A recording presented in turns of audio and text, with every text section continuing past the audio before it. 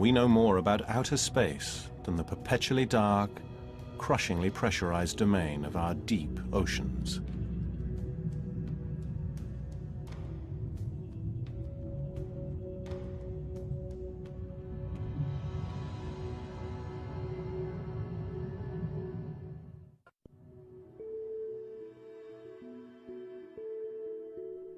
Alexander the Great is said to have used an inverted glass jar to dive the Mediterranean in the 4th century BC.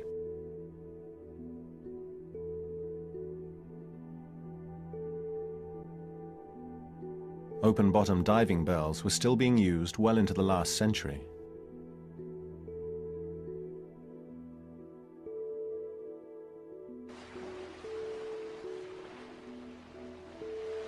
The pioneering invention known as the bathysphere appeared in 1920. In 1934, the 2.5-ton steel ball was lowered to a depth of 923 meters.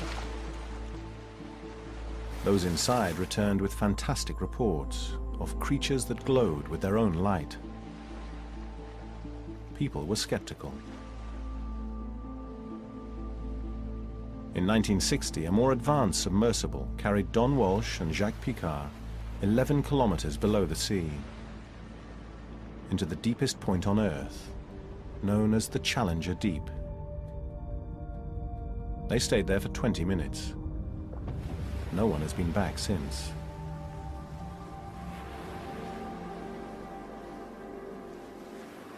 That remoteness, that inaccessibility has served to protect the ocean from a great many forms of human perturbation.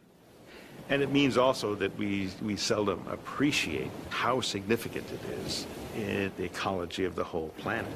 And it's home to the largest animal communities on Earth, largest in terms of number of individuals, largest in terms of number of species, largest in terms of biomass. Most of the animals on this planet live in the deep sea. Scientist Bruce Roberson has been studying deep-sea fish since the 1970s. I had been sampling the oceanic water column with nets the way a century's worth of my predecessors had done. It occurred to me that any self-respecting desert ecologist or forest ecologist would never attempt to describe the desert or the forest without ever having been there, and yet that's what I was doing. He hitched a ride on the Alvin, the first modern research submersible in 1974. The dive itself was a benthic dive. We were working on the seafloor, but in order to get there, you have to pass through the water column, and I kept turning on the lights, and the pilot would say, "Turn those things off. We need them for working on the bottom," but I wanted to see what was going by my window. I was thunderstruck. There were so many more animals than I had ever imagined, particularly the gelatinous forms. They were all over the place. They were really abundant, and they were zipping around and moving and swimming and showing all kinds of active behavior. Again, something that I was unprepared for.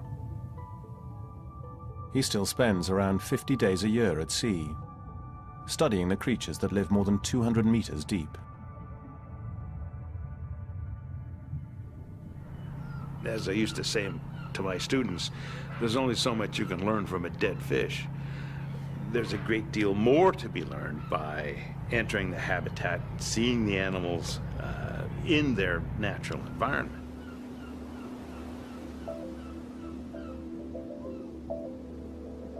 The North Pacific coast, just south of San Francisco, is an ideal place to start any deep water expedition.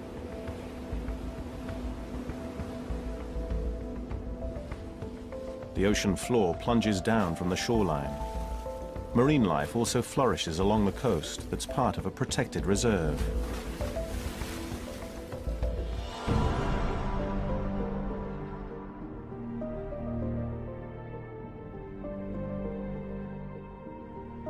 It seems that every trip leads to another new discovery.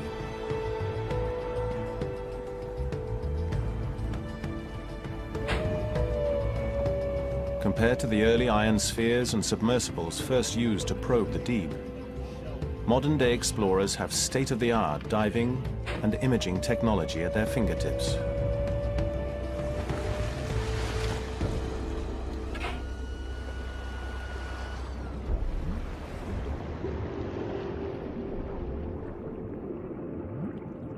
On the way down, the submersible passes through the upper waters, home to familiar species like sardines, sharks, and everything between.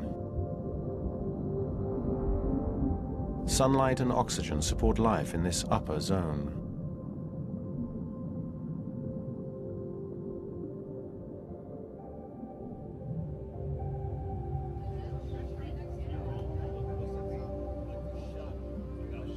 At a depth of around 200 meters, the mesopelagic, or mid-water zone, begins.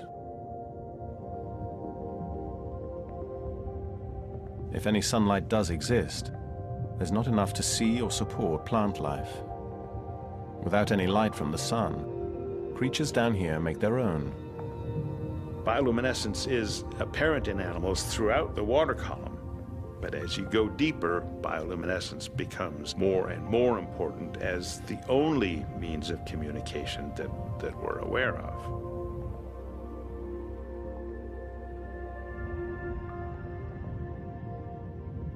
The few creatures that can't produce their own bioluminescence harness bacteria that do.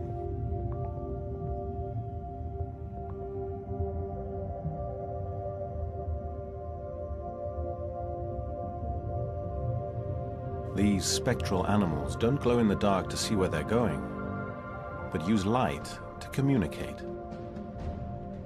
Flashes of light are used to emit a welcome or a warning to stay away. Certain species of shrimp can even vomit a bioluminescent irritant that temporarily incapacitates an attacker.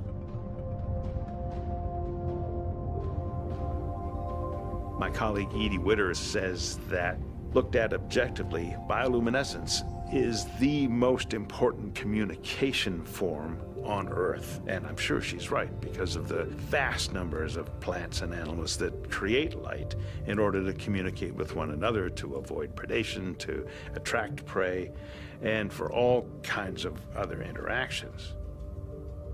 In other words, more creatures use light to communicate than all forms of sound put together, including the vast array of human languages.